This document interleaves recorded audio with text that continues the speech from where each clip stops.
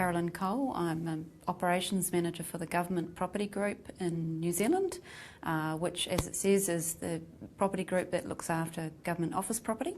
There is currently 1.5 million square metres of office and public interface space, over 1,100 properties, which is about the same number of buildings, about 1,100 buildings.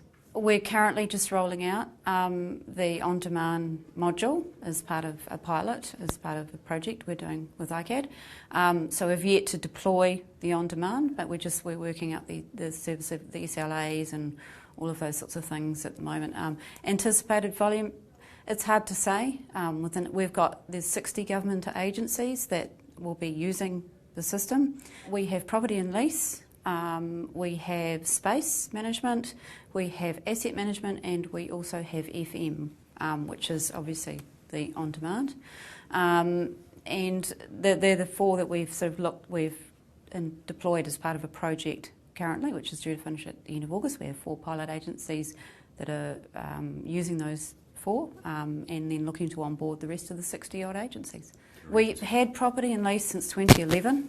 And that was phase 1 of the project. We paused for a bit and then we've rolled it into phase 2 has been space, asset and FM.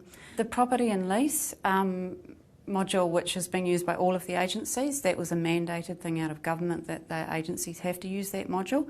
Obviously they're going to onboard the rest of the modules, but what we are saying is we use the property and lease module to report to government in a report every year, the Crown Office Estate Report, which enables us to demonstrate this better space utilisation because we're monitoring agencies. So there's a drive there with the data that we have in Archibus for them to work towards a density that we have a target of 12 to 16 square metres per person. So that's enabling us to monitor all of that with what we have in Archibus with property and lease. Because it's an across-government tool, the opportunity is fantastic, and it's taken them a while to come around, but they're recognising that that having Archibus as a tool across all of government, the benefits are just huge with being able to share data, move between agencies, and yes, definitely.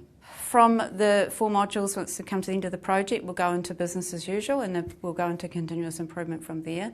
And preventative maintenance will be in condition assessments. Will probably be the first couple that we look to do. We're road mapping the whole system for government right now to see out years as to prioritising which modules we're going to. I don't want to roll out modules that obviously agencies are not going to utilise, so we're prioritising that. But demand is showing us that preventative maintenance and the logical step, those condition assessment type things will be done as sort of the first couple next year.